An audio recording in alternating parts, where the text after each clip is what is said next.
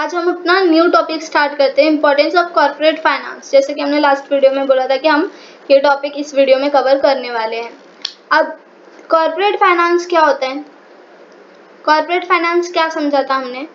Company में कहाँ से पैसे आते हैं, इनफ्लो कहाँ से होता है और कंपनी उसे कहाँ यूटिलाइज करती है, कहाँ यूज करती है, आउटफ्लो कहाँ पर हो रहा है, ये सारी चीजें हमने कहाँ समझी थी? कॉर्पोरेट फाइनेंस में। इसमें हम देखने वाले कि उसकी इम्पोर्टेंस क्या है। ठीक है, किसी भी बिजनेस में in the functional management of business enterprise, जो उसका फंक्शन मैनेज किया जाता है बिजनेस एंटरप्राइज का, उसमें सबसे ज्यादा इम्पोर्टेंस किस चीजों को दी जाती है? Importance is given to production, finance, marketing and personnel activities. मतलब किसी भी बिजनेस के मैनेजमेंट में ज्यादा इम्पोर्टेंस किसे दी जाती है? प्रोडक्शन को, फाइनेंस को, मार्केटिंग को और पर्सनल्स को। ये सारी चीजें क्या है? किसी भी बिजनेस में इन चीजों के लिए अलग अलग डिपार्टमेंट्स होते हैं। जैसे एक प्रोडक्शन डिपार्टमेंट, प्रोडक्शन डिपार्टमेंट क्या करता है, क्या देखता है कि रॉ मटेरियल उनके पास अवेलेबल है क्या, जिससे वो क्या कर सकेंगे, प्रोडक्ट तैयार कर पाएंगे। जितना रॉ मटेरियल चाहिए उतना है क्या, उनके पास टाइमिंग कितना है उसे बनाने के लिए, प्रोडक्ट को तैयार करने के लिए, टाइम पर उन्हें प्रोडक्ट तैयार करना है। ये सारी जिम्मेदारी किसके पास होती है? प्रोडक्शन डिपार्टमेंट के पास। मार्केटिंग, प्रोडक्ट तो बनके तैयार हो गया, सॉरी फाइनेंस, उसके पहले फाइनेंस दिया हुआ है। फाइनेंस, जब फाइनेंस डिपार्टमेंट ये देखता है कि कहीं पे फाइनेंस की कमी तो नहीं हो रही है, प्रोडक्शन डिपार्टमेंट हो, मार्केटिंग हो, पर्सनल्स हो, सबसे ज्यादा काम फाइनेंस डिपार्टमेंट का होता है, क्योंकि सबसे मेन और इम्पोर्टेंट काम उसी का होता है। प्रोडक्शन के लिए आपको फाइनेंस की जरूरत पड़ेगी, मार्केटिंग के लिए जरूरत पड़ेगी, पर्सनल एक्टिविटीज के लिए, सबके लिए आपको की जरूरत पड़ती है? फाइनेंस की। तो फाइनेंस डिपार्टमेंट का मेन काम क्या होता है कि हर डिपार्टमेंट के पास प्रॉपर फंड्स अवेलेबल है क्या, अगर नहीं है तो कहाँ से रेस किए जाए, उसे किस तरह यूज किया जाए इन डिपार्टमेंट्स पे, ये सारा काम किसका होता है? फाइनेंस डिपार्टमेंट का होता है। मार्केटिंग, प्रोडक्ट बनके तैयार है, अब उसे कैसे डिस्ट्रीब्यूट किया जाए, कैसे बेचा जाए, उसकी एडवर्टाइजमेंट करनी चाहिए क्या, फिर और अगर और भी जैसे आपने सेल्स, जो सेल्समैन हैं उनकी सैलरी देना, ये वो सारी काम किसके होते हैं? मार्केटिंग डिपार्टमेंट के होते हैं। पर्सनल एक्टिविटी, जो भी लोग काम करते हैं कंपनी में, वो सारी चीजें कहाँ पर होती है? Personal activities. उनको सैलरी मिल रही है क्या, प्रॉपर काम हो रहा है क्या, वो सारी चीजें वहां पर हम देखते हैं। अमंग ऑल दिस एक्टिविटीज, इन सारी एक्टिविटीज के अंदर सबसे ज्यादा इंपॉर्टेंस किसे दी जाती है? फाइनेंशियल एक्टिविटीज को। मतलब कोई भी काम दिगर पैसे के नहीं हो सकता, तो पैसा वहां पे सबसे मेन रोल प्ले करता है। अगर पैसे पर्याप्त मात्रा में नहीं है, मतलब जितना हमें जरूरत है उतनी नहीं है, तो क्या प्रोडक्शन हो पाएगा? क्या मार्केटिंग कर पाएंगे हम प्रोडक्ट की? प्रोडक्ट तैयार है बट पैसे खत्म, तो मार्केटिंग हो पाएगी क्या? जो लोग हमारे नीचे काम कर रहे हैं उन्हें हम पैसे दे पाएंगे क्या? तो सबसे इम्पोर्टेंट रोल कौन प्ले करता है यहाँ पे? फाइनेंस। समझ में आ रहा है? सारी जितने भी डिपार्टमेंट थे, जितनी भी एक्टिविटीज हम कर रहे थे, सब में सबसे ज्यादा इंपॉर्टेंस किसका? फाइनेंशियल एक्टिविटीज का। The importance of corporate finance में बी डिस्कस एज फॉलो। पहले हम पॉइंट वाइज समझेंगे कि इसके इम्पोर्टेंस क्या है कॉर्पोरेट फाइनेंस के। हेल्प्स इन डिसीजन मेकिंग, हमें डिसीजन लेने के लिए मदद करता है, हेल्प करता है। कैसे? Most of the important decisions of business enterprise are determined on the basis of availability of funds, कि हमारे पास एक एडिक्वेट फंड है क्या, हमारे पास पर्याप्त मात्रा में पैसे हैं क्या, उसके बाद ही हम कोई भी इम्पोर्टेंट डिसीजन ले पाते हैं बिजनेस का। अगर पैसे नहीं है तो क्या आगे कुछ काम होगा? नहीं होगा, तो जो डिसीजंस है हम नहीं ले पाएंगे। It is difficult to perform any function of business enterprise independently without finance. आपके पास पैसे नहीं होंगे तो आप, जो बोलते हैं ना, आज़ादी से कोई काम नहीं कर पाओगे।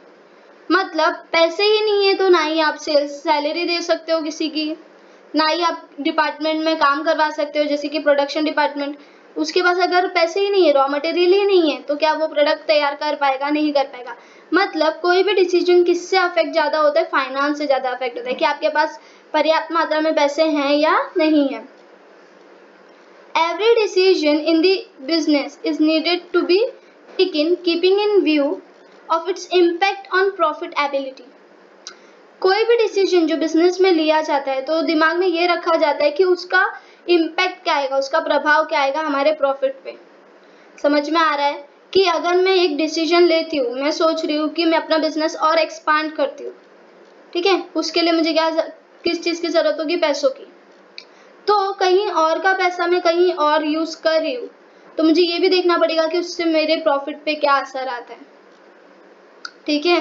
तो कोई भी बिजनेस का जो कोई भी डिसीजन लिया जाता है उसके पहले सबसे पहले ये सोचा जाता है कि उसका इम्पैक्ट क्या आएगा हमारे प्रॉफिट पे।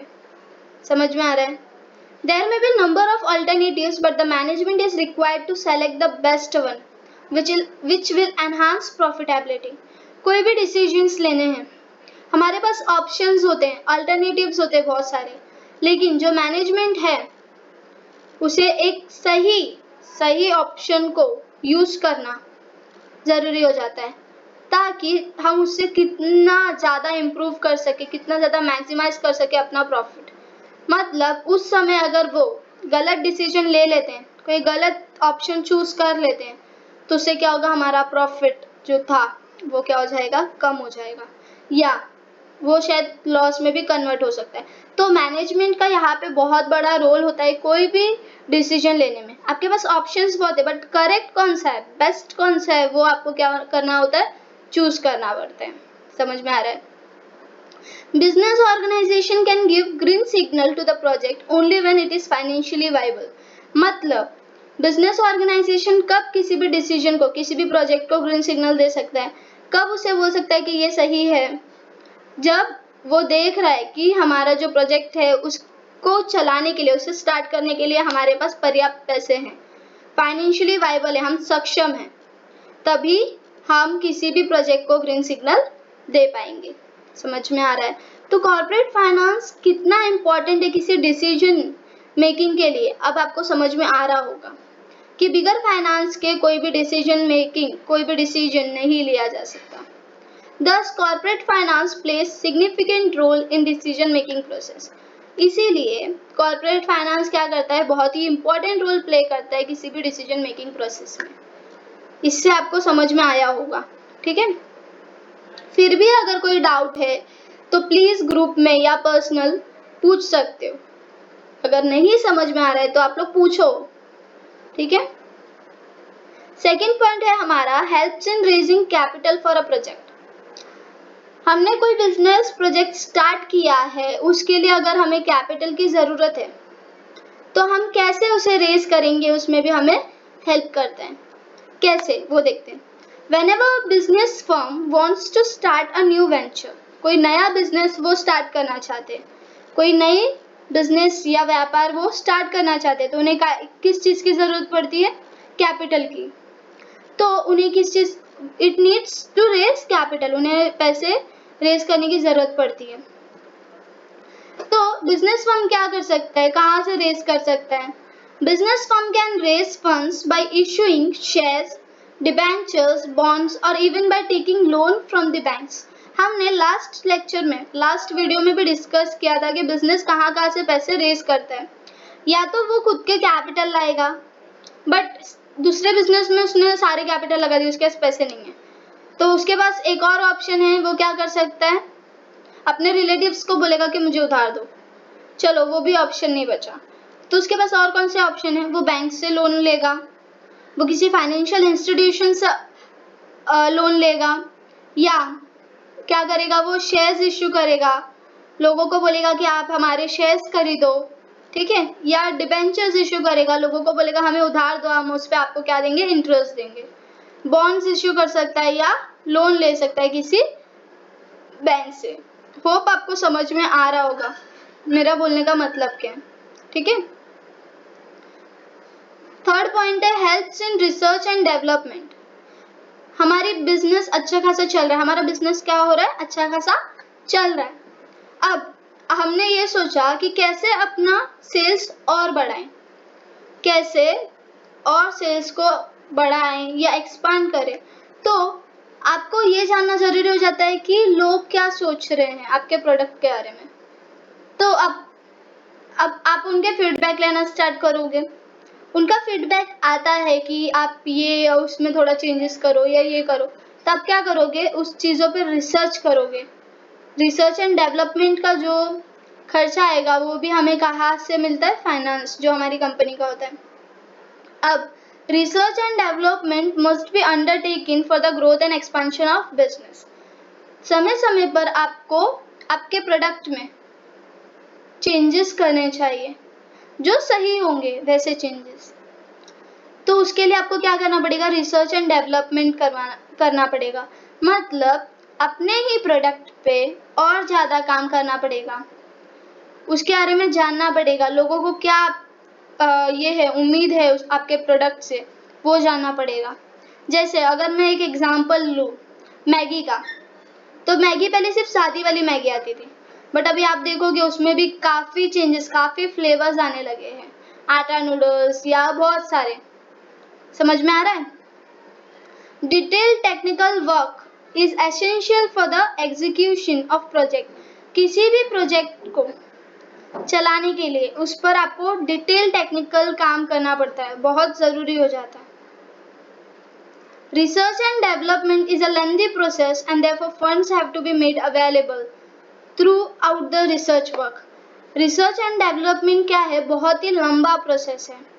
उसके लिए आपको क्या करना पड़ता है, फंड्स अवेलेबल करवाने पड़ते हैं जब तक वो रिसर्च का काम चलेगा तब तक के लिए। मतलब अगर बीच में आपके पास फाइनेंस की कमी आ गई तो वो रिसर्च का काम क्या होगा, आधे में ठप पड़ जाएगा। तो जब आप ये सारी चीज़ें स्टार्ट करते हो तो आपको इतना पता होना चाहिए कि आप वाइबल हो क्या, आप सक्षम हो क्या। अगर आप सक्षम हो तो आप क्या कर सकते हो, ये काम स्टार्ट कर सकते हो। मतलब फाइनेंस हर चीज़ में कितना इम्पोर्टेंट रोल प्ले करता है वो आपको समझ में आ रहा होगा। इस चीज़ से समझ में आ रहा है? ठीक है। This would require continuous financial support. कोई भी रिसर्च या डेवलपमेंट का काम आप करते हो तो उसके लिए क्या चाहिए, आपको फाइनेंशियल सपोर्ट चाहिए। समझ में आ रहा है? मैनी अ टाइम, बहुत बार ऐसा होता है, company has to upgrade its old product और develop new product to attract the consumers. Company को क्या करना होता है, अपने जो ओल्ड प्रोडक्ट्स हैं उनमें कुछ चेंजेस करके उसे न्यू, या तो आपको न्यू प्रोडक्ट डेवलप करना है या उसको अपग्रेड करना है, थोड़ा चेंजेस करके उसे नया बनाना है, ताकि आप ज़्यादा से ज़्यादा कंज्यूमर क्या कर सको, अट्रैक्ट कर सको। तो उसके लिए हमें क्या करना पड़ता है, रिसर्च एंड डेवलपमेंट करना पड़ता है। For this company has to conduct survey conduct करेगी, लोगों को क्या चाहिए आपके प्रोडक्ट से, लोगों को क्या उम्मीद है आपके प्रोडक्ट से, वो पता करेगी, या आपके प्रोडक्ट में उन्हें क्या चेंजेस चाहिए वो पता करेगी। मार्केट एनालाइज करेंगे कि कंपटीशन क्या हो रहा है, कहाँ पे हमारे प्रोडक्ट में कंपटीशन आ रहा है, लोग क्या सर्व कर रहे हैं, दूसरे जो बिजनेसमैन है, जो हमारे कॉम्पिटिटर्स है, वो क्या कर रहे हैं अपने प्रोडक्ट में, वो भी हमें पता करना पड़ेगा। ऐसी सारी चीज़ों को समझने के लिए, पता करने के लिए, रिसर्च करने के लिए उन चीज़ों पे हमें क्या चाहिए होता है, फाइनेंशियल सपोर्ट चाहिए होता है। समझ में आ रहा है? होप समझ में आ रहा होगा आप लोगों को। Helps in smooth running of business firm. Business firm को स्मूथली चलते रहने के लिए भी कॉर्पोरेट फाइनेंस की ज़रूरत पड़ती है। मतलब आपके कंपनी में बहुत सारे खर्च होते हैं जिसको आपको फाइनेंस करना पड़ता है, जिसमें आपको पैसे देने पड़ते हैं। तो मतलब आपको वर्किंग कैपिटल की ज़्यादा रिक्वायरमेंट होती है आपके बिजनेस में। जैसे कि आपको सैलरी देनी है, प्रोडक्शन के लिए रॉ मटेरियल लाना है, ये सारा आपका जो डेली खर्चा है वो भी आपको देखना पड़ता है ताकि आपका बिजनेस सही ढंग से चलते रहे। तो उसमें भी आपको काय की ज़रूरत पड़ती है, फाइनेंस की। वहाँ पे भी फाइनेंस इंपॉर्टेंट रोल प्ले करता है। अगर फाइनेंस नहीं होगा, जो डे टू डे वर्किंग है वो स्टॉप हो जाएगी। समझ में आ रहा है? A smooth flow of corporate finance is needed so that salaries of employees are paid on time. मतलब जब एक स्मूथ फ्लो होना चाहिए कॉर्पोरेट फाइनेंस का, आपके पास फाइनेंस अवेलेबल होना चाहिए ताकि आप अपने एम्प्लॉयज जो आपके नीचे काम कर रहे हैं, आपके लिए काम कर रहे हैं, उनको सैलरीज टाइम पर दे पाओ। Loans are cleared on time. जो भी लोन आपने बैंक से लिया है या डिबेंचर्स से आपने जो भी उधार लिया है, वो सारी चीज़ें आप टाइम पर पे कर पाओ। आपने फाइनेंशियल इंस्टीट्यूशन से जो लोन लिया है, फाइनेंशियल इंस्टीट्यूशन मतलब वैसी संस्था जो आपको लोन प्रोवाइड करती है, आपको फाइनेंस प्रोवाइड करती है, उनका लोन आप टाइम पर क्लियर कर पाओ। Raw material is purchase whenever required, जब भी हमें कच्चे माल की जरूरत होगी। रॉ मटेरियल क्या होता है? अगर मैं बोलूं कि टमाटो केचप का आपका कंपनी है या फैक्ट्री है, तो उसके लिए रॉ मटेरियल क्या है? वो टमाटो आपका रॉ मटेरियल होता है, कच्चा माल, जिसको हम कन्वर्ट करते हैं एक फिनिश प्रोडक्ट में। एक जो केचप तैयार होता है, केचप तैयार करने के लिए हमें पहले वो टमाटर की जरूरत होती है। समझ में आ रहा है रॉ मटेरियल क्या है? तो प्रोडक्शन का काम ना रुके, उसके लिए आपको रॉ मटेरियल प्रॉपर परचेज कर पाओ, उसके लिए आपको किस चीज की जरूरत होती है? फाइनेंस की जरूरत होती है। Sales promotion of existing product is carried out smoothly and new product can be launched effectively. अब आपको जो आपके प्रोडक्ट है, एग्जिस्टिंग प्रोडक्ट है, आप क्या बेचते हो? समझ लो केचप ही, केचप बेच रहे हो, टमाटो केचप, तो उसको ही प्रमोट कर पाओ। जैसे अगर मैं बोलूं, जब तक प्रोडक्ट दिखता नहीं है बिकता नहीं है, हाँ, तो उसके लिए आपको क्या करना पड़ता है? एडवर्टाइज करना पड़ता है। आपके प्रोडक्ट में क्या खासियत आपको बतानी पड़ती है, आपको ये सारी चीजें लोगों के सामने रखनी पड़ती है। उसके लिए आपको क्या करना पड़ता है? पैसे खर्च करने पड़ते हैं। तो उसके लिए भी आपको एक फाइनेंस की जरूरत पड़ती है। या आपको नया प्रोडक्ट लॉन्च करना है मार्केट में, तो भी आपको बताना होगा आपके प्रोडक्ट के बारे में। तो वो सारी चीजों के लिए आपको क्या जरूरत पड़ती है? फाइनेंस की जरूरत पड़ती है। ये सब क्या है? आपके डे टू डे बिजनेस के जो भी काम है वो है, डे टू डे वर्किंग है आपके बिजनेस का, लेकिन आपको वो भी प्रॉपर ढंग से चलाने के लिए फाइनेंस की जरूरत पड़ती है। तो फाइनेंस क्या डे टू डे वर्किंग में भी बहुत इंपॉर्टेंट रोल प्ले करता है। होप समझ में आ रहा है आप लोगों को। हमारा फिफ्थ पॉइंट है brings coordination between various activities. जैसे कि मैंने आपको बोला कि हमारे कोई भी बिजनेस में अलग अलग डिपार्टमेंट्स होते हैं, लोगों के बीच में बराबर तालमेल रहे। मतलब फाइनेंस डिपार्टमेंट है और प्रोडक्शन डिपार्टमेंट है, तो प्रोडक्शन डिपार्टमेंट को कितने पैसों की जरूरत है, कब जरूरत है, ये किसे देखना पड़ेगा? फाइनेंस डिपार्टमेंट को देखना पड़ेगा। तो अगर फाइनेंस डिपार्टमेंट फेल होता है वो देखने में, तो क्या हो रहा है? वहाँ कोऑर्डिनेशन नहीं है बराबर। तो ये सारी चीजों में भी कोऑर्डिनेशन प्रॉपर रखने के लिए डिपार्टमेंट्स जो हैं, फाइनेंस डिपार्टमेंट हेल्प करता है। अब कैसे finance department important role play करता है? कैसे?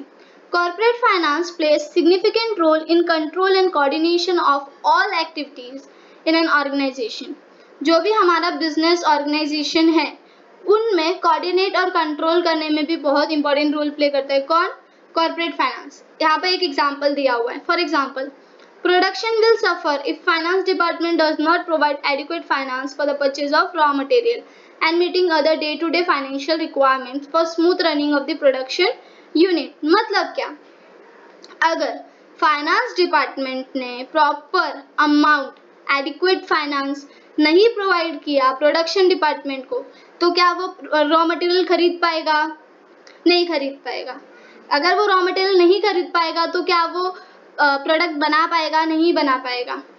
अगर उसने फाइनेंस डिपार्टमेंट ने प्रोडक्शन डिपार्टमेंट को पैसे नहीं दिए, तो वो उसके जो भी बाकी खर्च हैं, जो भी उसकी इलेक्ट्रिसिटी या जो भी खर्च है, उसके डे टू डे जो भी रिक्वायरमेंट्स है, वो उसे पूरा कर पाएगा? नहीं कर पाएगा। तो क्या हो जाएगा? जो बिजनेस है वो स्मूथली रन नहीं कर पाएगा, जो प्रोडक्शन डिपार्टमेंट वो स्मूथली रन नहीं कर पाएगा।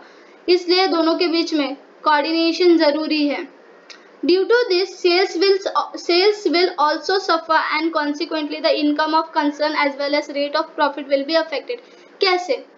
अगर प्रोडक्शन नहीं होगा तो सेल हो पाएगा क्या? नहीं हो पाएगा, क्योंकि जब प्रोडक्ट बना ही नहीं तो बेचेंगे क्या? समझ में आ रहा है? और अगर हम बेचेंगे नहीं तो क्या हमें इनकम हो पाएगी क्या? उससे क्या होगा? आपका प्रॉफिट अफेक्ट होगा, आपका प्रॉफिट जो कंपनी का है वो कम हो जाएगा।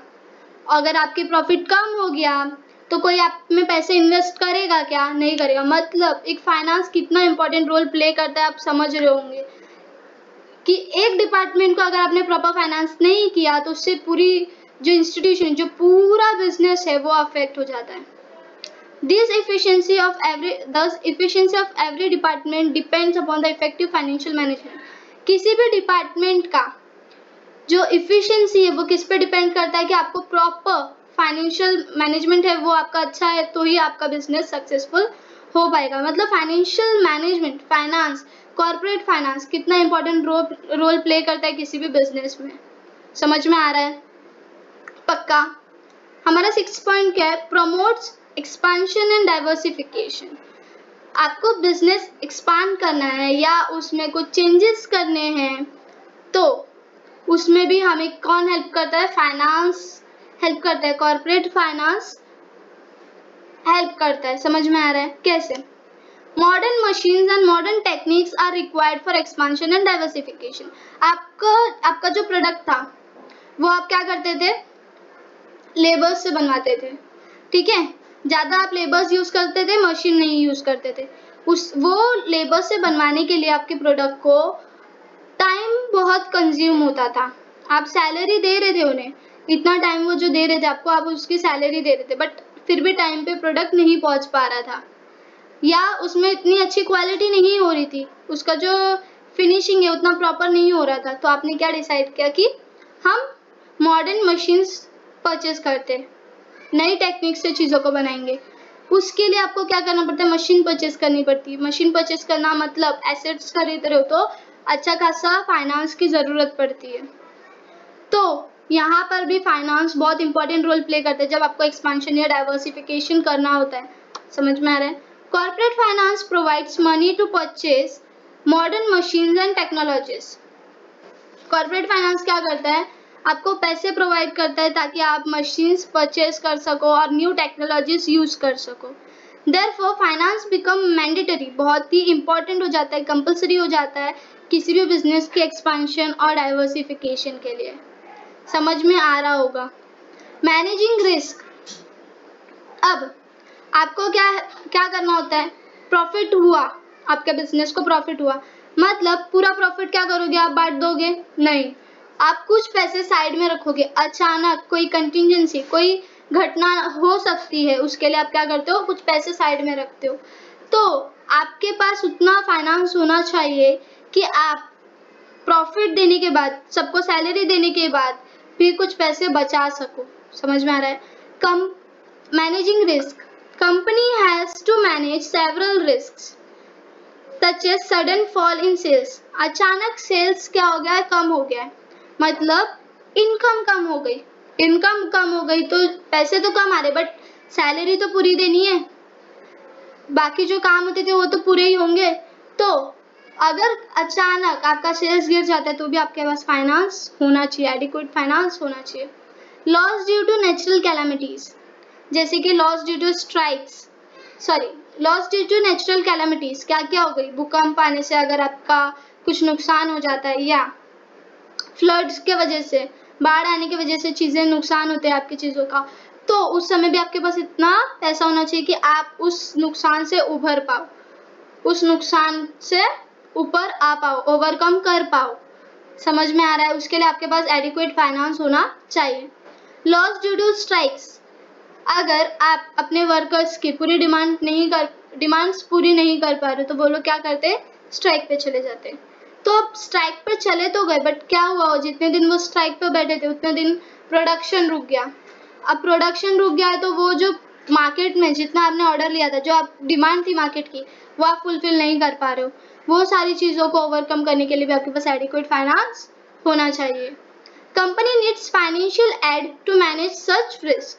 कंपनी को ऐसे फाइनेंशियल नीड्स होते हैं ताकि वो सच ऐसे कोई रिस्क होंगे तो उसे मैनेज कर पाए। ठीक है? रिप्लेस ओल्ड एसेट्स, आपके पास एसेट्स हैं वो क्या हो जाते हैं? दिन ब दिन जूने होते जाते हैं या खराब हो जाते हैं। तो आपको वो एसेट्स को क्या करना पड़ता है? रिप्लेस करना पड़ता है। कैसे assets such as plant and machinery, आपके कंपनी में मशीनरी है, जब वो ओल्ड हो जाती है तो उतना वो प्रोडक्ट नहीं प्रोड्यूस करती, उतना वो काम नहीं करती जितना वो न्यू थी तब कर रही थी, या जब आपके पास मशीनरी है वो काफ़ी जूनी है और अब सिस्टम क्या हो गया है? मॉडर्न हो गया है, काफ़ी चेंज हो गया है। तो आपको क्या करना पड़ता है? वो एसेट्स को रिप्लेस करना पड़ता है न्यू एसेट्स के साथ। उसके लिए भी आपको क्या ज़रूरत पड़ती है? फाइनेंस की, ताकि आप नई एसेट्स, नई मशीनरी खरीद सको। समझ में आ रहा है? हमारा 9th पॉइंट है payment of dividend and interest. Starting में हमने समझा था कि कंपनी पैसे कहाँ से रेज करती है, पैसे कहाँ से लाती है, कैपिटल कहाँ से लाती है बिजनेस के लिए। तो हमने ये देखा था वहाँ पे कि वो इक्विटी शेयर्स इशू कर रही है, डिबेंचर्स इशू कर रही है, बैंक से लोन ले रही है, या और भी उसके पास जो ऑप्शन है वो सारी यूज करती है। तो जब उसने पैसे लिए, समझो आप एक कंपनी में पैसे लगा रहे हो, तो क्या आप ऐसे ही उसे फ्री में पैसे दे रहे हो, भाई जब तेरे पास होगा मुझे रिटर्न कर देना? नहीं, आप क्या बोलोगे, उस पे कुछ ना कुछ मुझे चाहिए। मतलब अगर आप उसको ये बोलोगे, अगर मैं ये पैसे बैंक में इन्वेस्ट करता, बैंक में जमा करता, तो मुझे उस पर क्या मिलता है, इंटरेस्ट। तो मैं कंपनी में जमा कर रहा हूँ या इन्वेस्ट कर रहा हूँ, तो उस पर मुझे कुछ ना कुछ मिलना चाहिए। तो कंपनी क्या करती है, आपसे अगर उन्होंने डिबेंचर्स इशू किए थे, आपसे कर्ज लिया था, उस पर आपको क्या देती है, इंटरेस्ट देती है। और शेयर होल्डर्स जो होते हैं कंपनी के, उन्हें डिविडेंड दिया जाता है। डिविडेंड क्या होता है, जो शेयर होल्डर्स के जो भी पैसे हैं, मतलब समझ लो एक कंपनी का जो प्रॉफिट होता है ना, उसमें से कुछ प्रॉफिट वो डिविडेंड के तौर पे शेयर होल्डर्स को देती है, जिन्होंने कंपनी के लिए पैसे लगाए, जिन्होंने कंपनी के शेयर्स खरीदे हैं उन्हें। अगर जो क्रेडिटर्स है, जैसे कि मैंने आपको बोला डिबेंचर्स होल्डर्स को क्या दिया जाता है, इंटरेस्ट दिया जाता है। बैंक हमसे क्या लेगी, इंटरेस्ट लेगी। जो फाइनेंशियल इंस्टीट्यूशन जिससे हमने पैसे लिए, उन्हें हमें क्या देना पड़ेगा, इंटरेस्ट देना पड़ेगा। मतलब आपको प्रॉपर पेमेंट ऑफ डिविडेंड और इंटरेस्ट भी करना पड़ेगा। उसके लिए भी आपको काय की जरूरत पड़ेगी, फाइनेंस की जरूरत पड़ेगी। समझ में आ रहा है? तो फाइनेंस, अगर आप उनको प्रॉपर टाइम पे पेमेंट नहीं कर पाते हो, पैसे नहीं दोगे, तो आपके कंपनी में कोई इन्वेस्ट करेगा क्या? आपको पैसे प्रॉपर टाइम पे, जब आपको जरूरत थी फाइनेंस की, जब आपको जरूरत थी कैपिटल की, तब लोगों ने आपके पास पैसे दिए, आपको आपके कंपनी में पैसे इन्वेस्ट किए, तो आपको भी उन्हें टाइम पर पैसे देने पड़ते हैं। उसके लिए भी आपको काय की जरूरत पड़ती है, फाइनेंस की जरूरत पड़ती है। मतलब एक जो ये कॉर्पोरेट फाइनेंस है, कितना इंपॉर्टेंट रोल प्ले करता है किसी भी चीज में, वो आपको इससे समझ में आ रहा होगा। Payment of taxes and fees, ये आपके खर्च है जो आपको करने ही पड़ते हैं। समझ में आ रहा है? पेमेंट ऑफ टैक्सेस, गवर्नमेंट को आप टैक्स पे करोगे, जो भी फीस है, फाइन्स है, वो आप पे करोगे। Company has to pay taxes to the government such as income tax, आपको जो इनकम होगी बिजनेस की, उस पर आपको इनकम टैक्स पे करना पड़ता है। Goods and service tax, GST, and fees to registrar of companies on various occasions.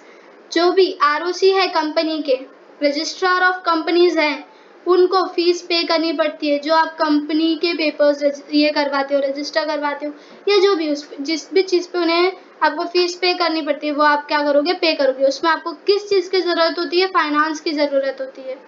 Finance is needed for paying this taxes and fees. हमें फाइनेंस की ज़रूरत होती है ताकि हम उनके टैक्स और फीस को पे कर पाएँ। ठीक है? मतलब फाइनेंस कितना इंपॉर्टेंट रोल प्ले करता है किसी भी बिजनेस में, किसी भी फर्म में, किसी भी संस्था में, ये आपको इससे समझ में आ रहा होगा। और ये इम्पॉर्टेंट है, बहुत ही इम्पॉर्टेंट क्वेश्चन भी आपके सिलेबस में जो दिया हुआ है, या आपके जो इस टॉपिक या इस लेसन से इम्पॉर्टेंट आ सकता है आपके एग्जाम पॉइंट ऑफ व्यू से। तो इस लेक्चर में हम सिर्फ ये वाला देखेंगे, इंपॉर्टेंस ऑफ कॉर्पोरेट फाइनेंस, और नेक्स्ट लेक्चर में हम कवर करेंगे हमारा कैपिटल रिक्वायरमेंट्स क्या क्या होती है बिजनेस की, वो। ठीक है? होप अगर आपको सब समझ में आया होगा, लेकिन अगर नहीं समझ में आया होगा तो आप डाउट पूछ सकते हो। ठीक है? एंड करते हैं हमारा वीडियो।